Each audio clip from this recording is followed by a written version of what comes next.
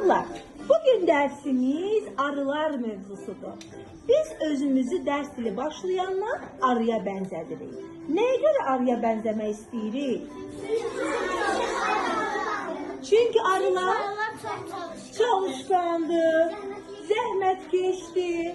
Sonra necə bir həşəratlardır? Bal verir, yəni faydalı bir həşəratdır. Biz də istəyirik ki, arı kimi çalışkan olaq, dərslərimizi gözəl oxuyaq, zəhmətkeş olaq, işdən, əməkdən qorxmayaq və eyni zamanda da faydalı insanlar olaq. Nə qədər faydalıyıqsa, ətrafımız üçün, dövlətimiz üçün, ailəmiz üçün bir o qədər xeyrimiz olacaq, bizi gözəl vətəndaş kimi tanıyacaqlar. Deməli, biz ona görə də özümüzü arılara bənzədirik. Məhz ona görə də arılar mövzusunu istədik ki, daha maraqlı, daha gözəl təşkil edək. Arı haqqında nə bilirik uşaqlar?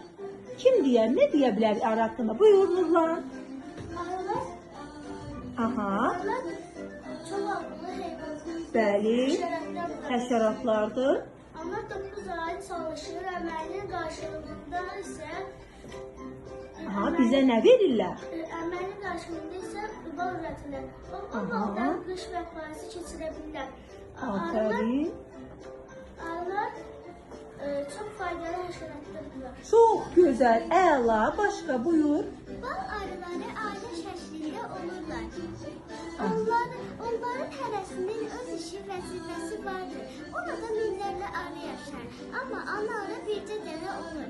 Onun əsas vəzifəsi dünyaya yeni arılar gətirmək və onları böyüdüb boya başa çatdırmaq. Afərin, çox gözəl. Buyur Sadiq.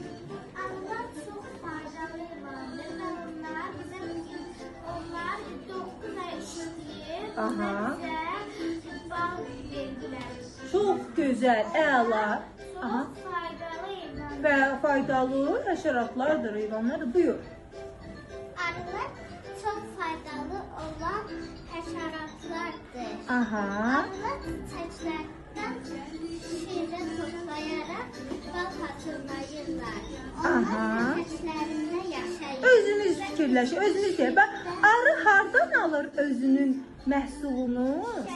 Çiçəklərdən alır, bəli. Heç görmüsünüz şu an, bax indi hansı fəsildir indi? Yaz fəslidir. Yaz fəslidir, bəli. Yaz fəsli çəmənliyə, dağa, parka gedəndə ən çox hansı həşəratlarla biz qarşılaşırıq? Arılarla və bir də hansı? Kəpənəklərlə.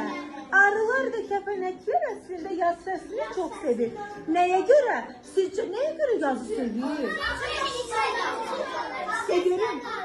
Onlar işləyirlər. İşləyirlər başqa. İsti havalarda İsti havanı sevirlər. Sizcə başqa nəyə görə yazı sevə bilərlər? Dənizdə görün. Çünki yazı isti olur və çiçəklərdən Ay sağ ol. Çünki çiçəklər nə zaman açır uşaqlar? Yaz fəslində.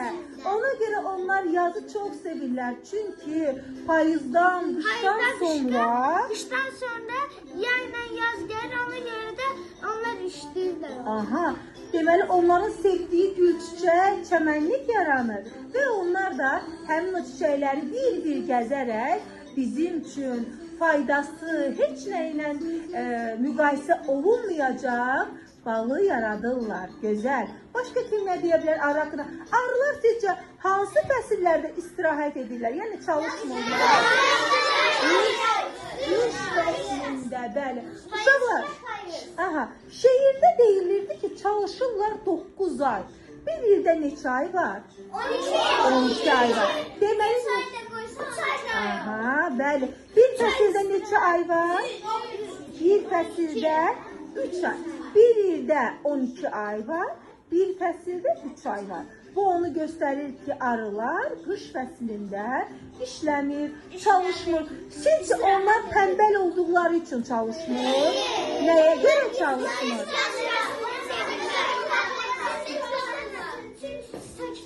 Qışda çiçəklər artıq solur. Bəli, olmur. Hər tərəf nə olur? Qar olur. Ona görə də onlar qışda çalışmırlar. Gözəl. Onlar isti havanı çox sevirlər. Onda soyuq olur, ona görə də onda işləyə bilmirlər. İşləyə bilmirlər. Onların işi nədir? Çiçəklərdən şirə toplamaq. Çiçəkdən şirə toplamaq. Qışda da çiçək olmadığı üçün, onlar şirə toplaya bilmədiyi üçün artıq deyirik ki, biz onlara ki 9 ay çalışır. Onlar yaz fəslində, qış fəsli gələndə özlərinə bal saxlayırlar ki, Qidalanmaqdan ötürü. Afərin. Uşaqlar, bizim oxuduğumuz bax bu arı şeiri sizcə kimin dilindən səslənirdi? Arıların. Bəs arılar sağolu kimdən gözləyirdilər? İnsanlardan. Sizcə nəyə görə sağol gözləyirdi? Bəli, çünki o insanlara bal verdiyi üçün bəli, qarşılığında təşəkkürü gözləyirdilər. Şeirin müəllifi kim idi uşaqlar? Abdullah Şaiq idi. Afərin, gözəl.